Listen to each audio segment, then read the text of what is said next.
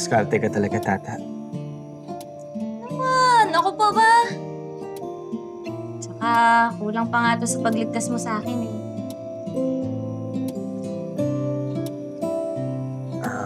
Pwede ba pahigop ng sabaw? Sige, masarap yan. Masakit kasi yung tagiliran ko. Kumaangat yung kamay ko. Sige, ako na. Bebe naman nito. Halin.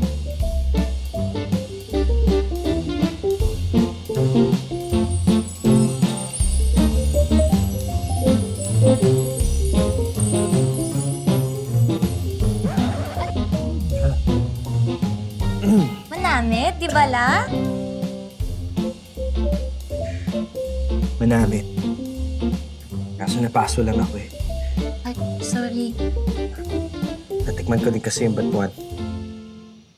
Taga kong iniwasan yung lutong may batuan eh. Oh? Bakit naman? Eh, wala akong kilalang Ilonggo na hindi mahilig sa batuan. Naalala ko kasi yung kuya kong namatay. Paborito niyo lahat ng mga lutong may batuan. Kaya, when he died in the accident, siguro dahil ayoko siyang maalala, iniwasan ko lahat ng mga luto at mga paboritong pagkain niya. Ah! Kaya pala nung narinig mo na nag-uusap kami ni Julius tungkol doon sa kuya mo eh, nagalit po kayo. Eh, ba't naman ayaw mo siya maalala, sir?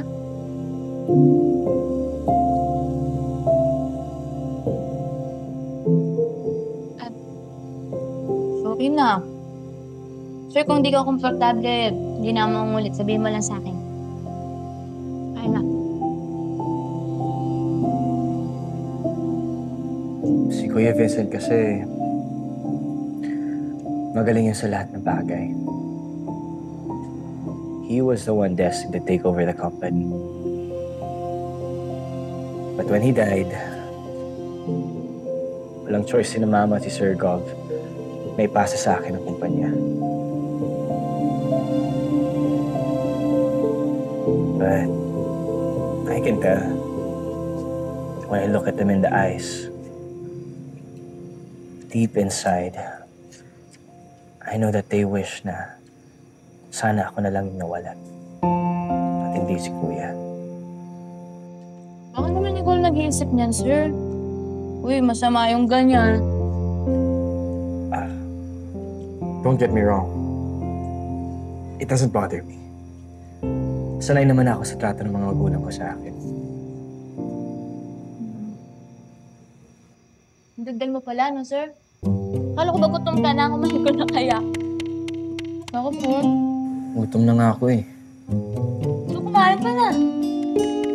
Sakit nga yung tigaliran ko. Yun na nga, ako na. Nga. Ha? Ay, sorry.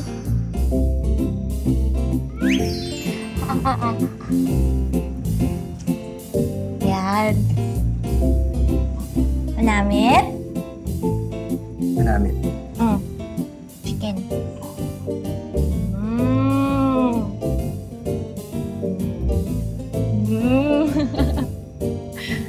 Okay.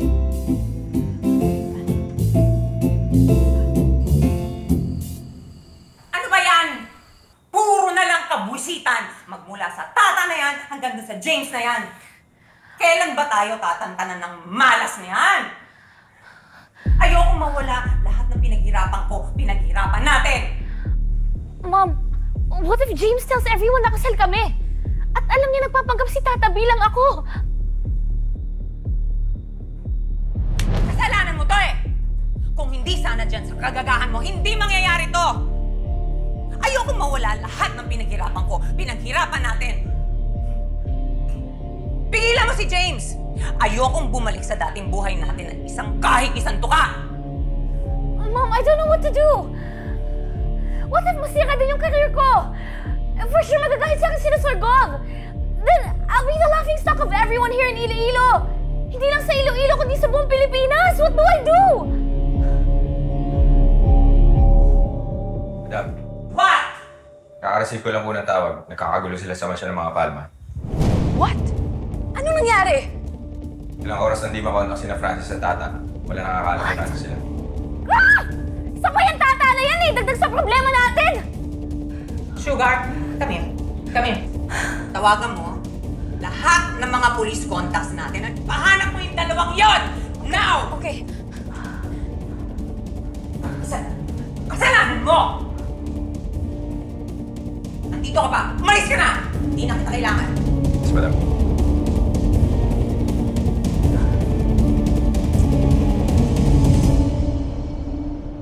Yes, sir, go, madam. Last known location nila sa PCC building sa May Puentes. Nakatimbre na ang lahat ng police headquarters at nag-assign na rin ako ng aking tauhan para hanapin agad sila. The search is ongoing, madam. It's been almost a day since nawala sila. Pero wala pa rin contact. Ang babagal ng mga tauhan nyo!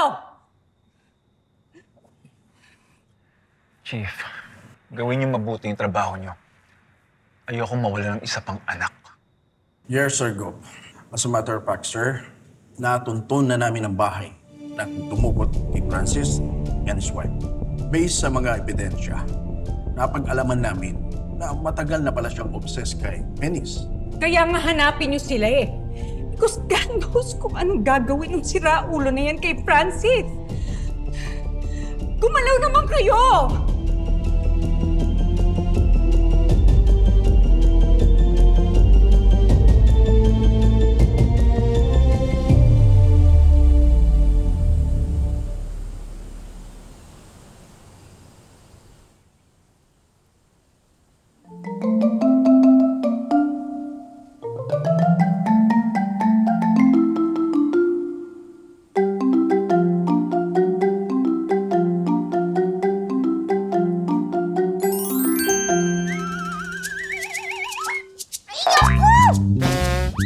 Hoy!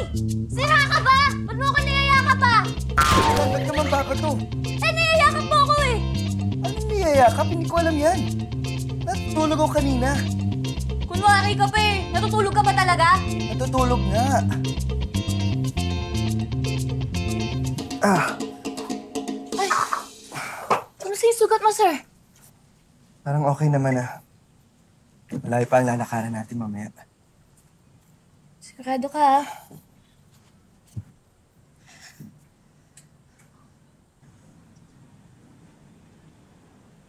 Alam mo, if it weren't for the circumstance kung bakit tayo napadpad dito, I would have loved to stay a bit longer. Malaya sa mga problema. Sa negosyo, sa pamilya. Sir, pwede ba kapag kinakausap mo, huwag ka nga masyadong nag-i-English. Ulitin mo nga, Tagalogin mo. Sabi ko, masaya ako na napadpad tayo dito.